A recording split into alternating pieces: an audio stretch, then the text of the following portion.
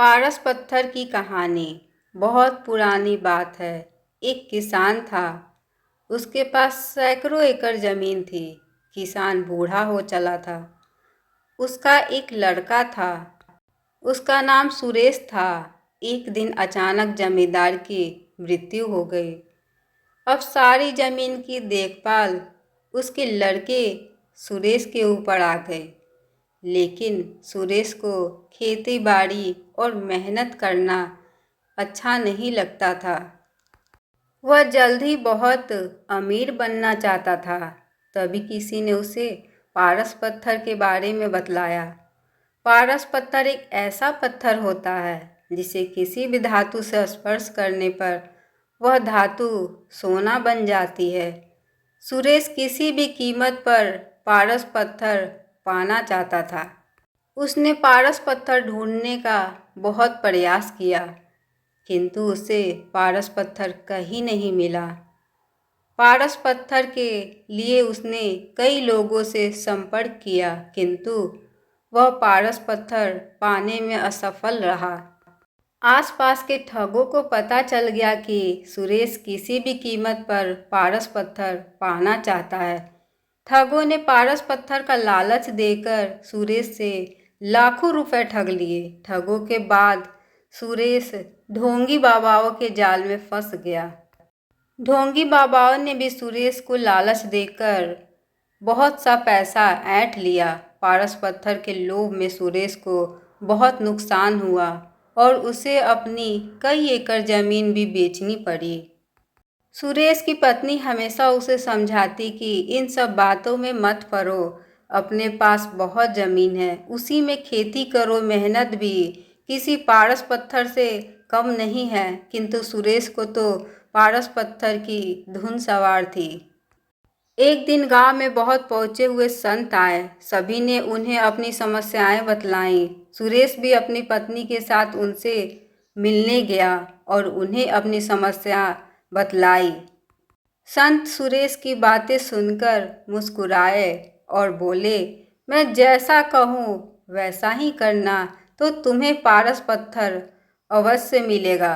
संत की बात सुनकर सुरेश बहुत खुश हुआ और संत से बोला, कृपया कर मुझे वह तरीका बतलाइए जिससे मुझे पारस पत्थर मिल जाए। संत बोले, तुम्हें केले के पेड़ की पत्तियों के नोक पर जमा सुबह की ओस की बूंदें एक बर्तन में एकत्र करना है, और जब तुम 5 लीटर ओस की बूंदें एकत्र कर लोगे तो मैं उसे अभिमंत्रित कर पारस पत्थर में बदल दूंगा।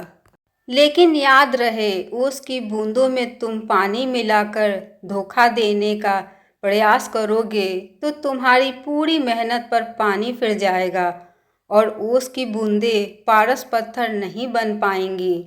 यह काम बहुत कठिन था। सबसे पहले सुरेश ने अपनी कुछ जमीन पर केले के पेड़ लगाए। केले के पेड़ धीरे धीरे बढ़ रहे थे, किंतु इतने पेड़ों से वह ओस की सिर्फ कुछ ही बूंदें एकत्र कर पा रहा था।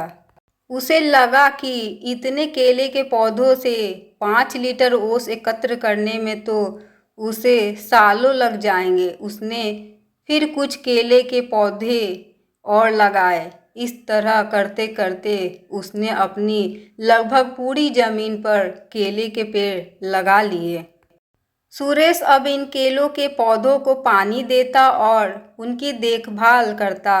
2 साल की अथक मेहनत के बाद सुरेश 5 लीटर ओस की बूंदें एकत्र कर पाया और अत्यधिक प्रसन्न होकर साधु महाराज के पास गया और उन्हें 5 लीटर ओस की बूंदों से भरा बर्तन देते हुए बोला, साधु महाराज, आपकी आज्ञा अनुसार मैंने 2 साल की अथक मेहनत के बाद ये 5 लीटर ओस की बूंदें एकत्र कर ली हैं।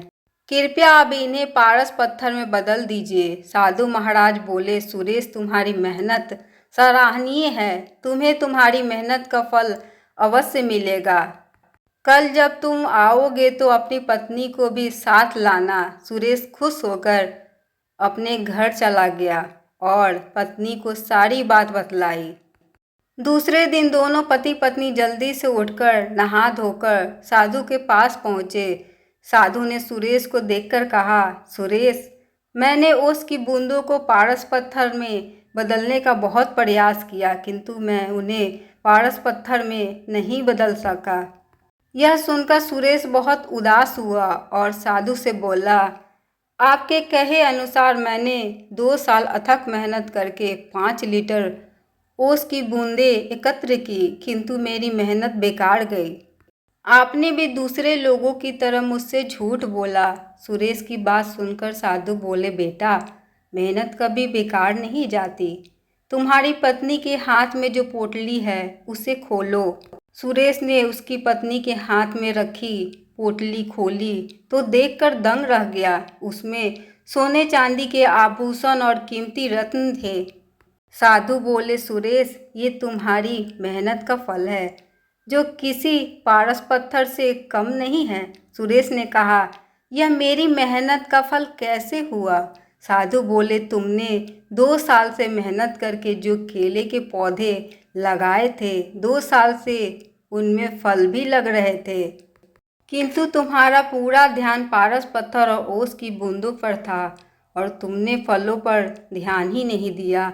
किंतु तुम्हारी पत्नी इन फलों को बाजार भिजवा दिया करती थी और ये सारे आभूषण और रत्न फलों की बिक्री से आए पैसों से खरीदे गए हैं।